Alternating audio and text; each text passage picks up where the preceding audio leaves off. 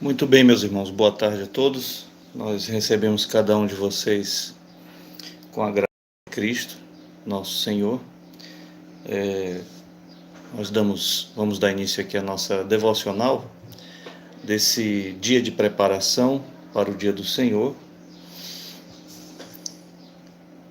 glorificando o seu santo nome junto com a nossa família, pela manhã já findada e agora o alimento que recebemos com ação de graças para o corpo, para o nosso sustento e especialmente o alimento espiritual, a porção principal, né? Não é só de pão que vive o homem, mas certamente de toda palavra que procede da boca de Deus. Vamos orar? Senhor, te louvamos pela semana que tivemos, te louvamos pela manhã desse dia de preparação e agora rogamos que o Senhor nos dê uma reta final desta semana que vamos deixando de maneira agradável ao Senhor. Hoje é o dia em que a gente organiza tudo para que nada seja tropeço nós amanhã. Possamos estar juntos, que a tua boa mão nos conduza nesse processo de hoje para amanhã. O Senhor guarde nossa família, o Senhor guarde nosso lar. Nós te pedimos, ó Deus querido, perdão dos nossos pecados, rogamos que o Senhor assista a necessidade de todos os nossos irmãos em Cristo, as pessoas também que com as quais nos relacionamos, mas não só. Estende a tua misericórdia nessa hora sobre os mais necessitados do que todos nós.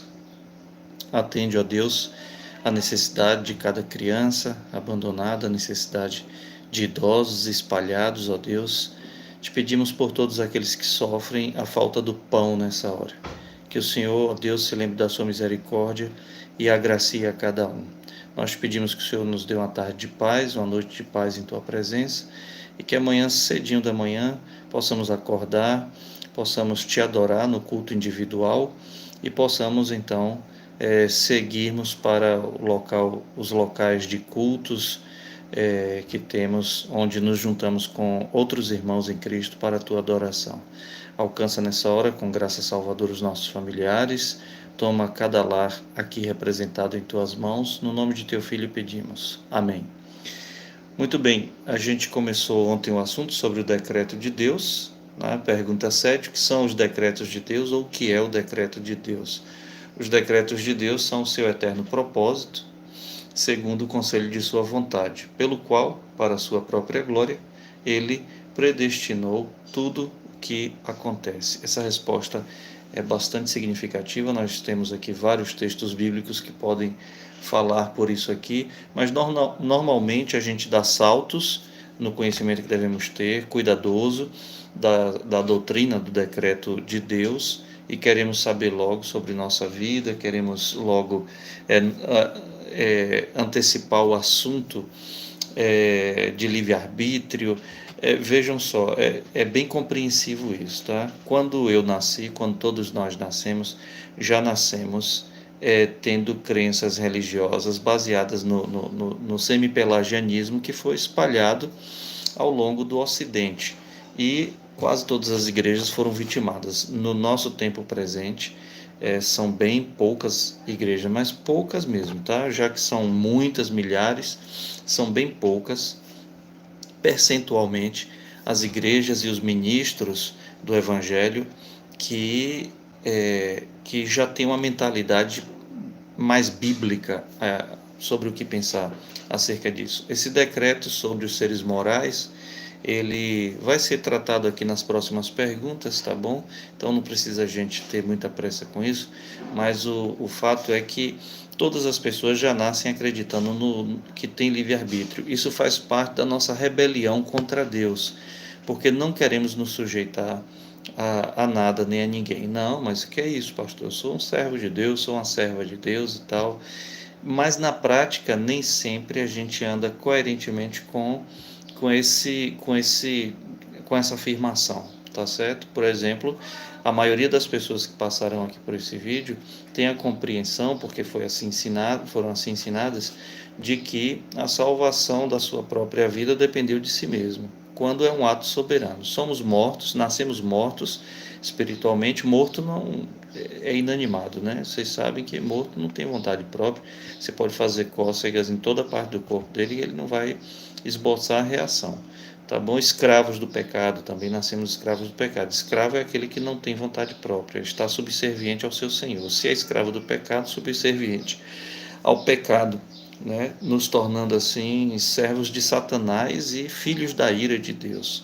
Isso não sou eu quem digo, foi o apóstolo Paulo lá em Efésios capítulo 2. Leia o capítulo 2 de Efésios, de 1 a 10, que a gente entende ali a providência da graça para mortos espirituais, né? Para aqueles que vivem conforme o mundo, Satanás e a carne, e que se tornaram filhos da ira de Deus. Mas Deus, sendo rico em misericórdia, e por causa do seu tão grande amor com que nos amou, e onde é que está isso? No decreto de Deus, tá certo? Tudo isso faz parte do decreto, que é exatamente a expressão última, ou a expressão primeira, né, a declaração da vontade de Deus, que é boa, santa, justa, perfeita, agradável.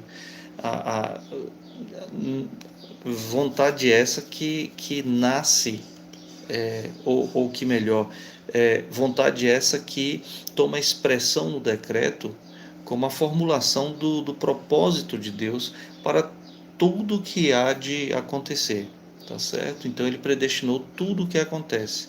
Nas suas decisões, por trás delas, tem as decisões de Deus, mas não como agente responsável moral, apenas para que, utilizando dos fatos, Deus estabeleça seu propósito último de todas as coisas, que é dar glória a si mesmo. Por isso ele é Deus, tá bom? Se fôssemos nós tentando darmos glória a nós mesmos, nós seríamos tolos, bobos, egoístas, tá bom? Rebeldes.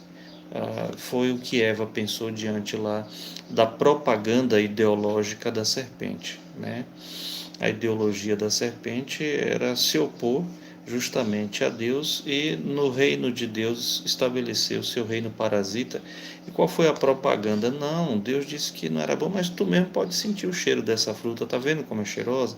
Veja como ela é boa, veja, é porque Deus sabe que no dia que você comer, certamente você vai morrer. E não deu outra, comeu e morreu. Morreu espiritualmente, né? O homem e sua mulher. Mas o fato é que o decreto de Deus é aquela sua vontade que, antes de todas as coisas, Deus já estabeleceu. E como é que a gente fica sabendo dos decretos? Meus irmãos, o decreto de Deus, o decreto eterno de Deus, é a sua vontade reservada a Deus. Tomamos conhecimento disso no desenrolar da história, tá bom? E o que Deus nos dá? Deus nos dá a sua vontade preceptiva na sua palavra, que também tem uma divisão lá, a lei de Deus em decretos e preceitos, mas em modo geral, para diferenciar o decreto de Deus, a vontade que Deus tem reservada a si mesmo, ele nos dá uma vontade para o homem, a sua vontade para nós seres humanos, revelada na Escritura. E essa vontade, sim, ela pode ser obedecida ou rejeitada, tá certo?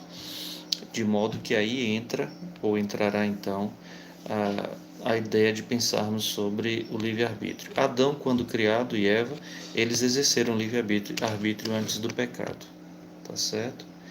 Eles tinham capacidades plenas e foram dadas todas as condições para que eles se mantivessem numa relação pactual com Deus, numa aliança com Deus, num pacto de obras, num pacto de obediência. Mas isso foi quebrado. Eles quebraram o pacto de obras, tá certo? Transgrediram e caíram no pecado, e foi uma queda total, tá? Uma depravação total, afetando todas as áreas da nossa vida humana, inclusive atingindo nossa vontade, tá certo? Daí vem o fato disso ser a escravidão no pecado, o nascer morto espiritualmente, tá bom? Mas temos o pacto da graça que vamos estudar, cujo mediador é Cristo, segundo Adão, que assume o nosso lugar, representa a nós, os seres humanos, diante de Deus, seus eleitos, para quem há redenção. E tudo isso faz parte de uma só coisa, o decreto de Deus. Repetindo para vocês, o decreto de Deus, ou os decretos de Deus, são seu eterno propósito, segundo o conselho da sua vontade, é o propósito dele, tá bom? Segundo o conselho da vontade dele, pela qual, para a glória dele, ele mesmo predestinou tudo o que acontece. A nós nos cabe glorificarmos o nome do Senhor. Somos suas criaturas em primeira instância e agora muitos de nós já fomos feitos por meio de Jesus Cristo, seus filhos também, co-herdeiros com Cristo. Tá bom?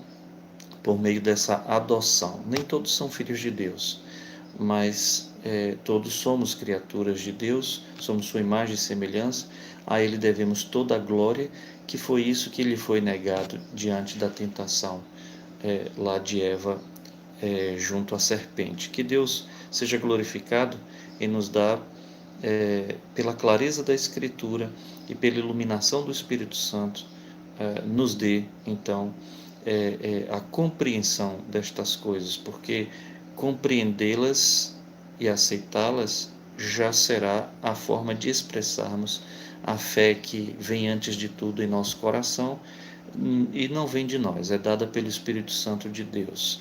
Que possamos, portanto, terminar a semana assim, arrependidos de nossos pecados, subservientes a Deus, confessando a Deus, o único Deus vivo e verdadeiro, a quem amamos e que conhecemos por meio da palavra e por meio de Jesus Cristo, mediador do pacto, mediador da aliança.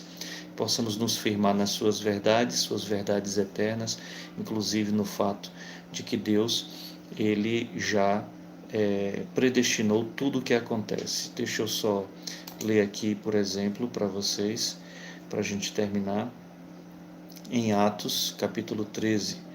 Os gentios, ouvindo isto, se alegravam e glorificavam a palavra do Senhor. E veja qual é o resumo narrativo que Lucas, inspirado por Deus, vai fazer. E creram todos os que haviam sido destinados para a vida eterna. Leiam lá Efésios, capítulo 1, de 3 a 14, que eu já havia pedido a vocês, tá bom? Deus nos abençoe. Vamos orar? Senhor, te damos graças mais uma vez por esta semana, por esta manhã findada, pelo alimento agora à mesa. Rogamos que todos sejamos assistidos por tua providência. Que a tua boa mão nos conduza, que o Senhor nos perdoe os pecados, que haja arrependimento sincero e fé salvadora na nossa vida. Aqueles que são teus estão providenciando tudo hoje para que amanhã nos encontremos em adoração pública, solene, pactual, congregacional na tua presença. Usa os pregadores amanhã e usa as nossas vidas como bons ouvintes da tua palavra, que são aqueles que ouvem e obedecem. Fica conosco, nos ajuda, nós pedimos no nome de Cristo. Amém. Deus abençoe a cada um.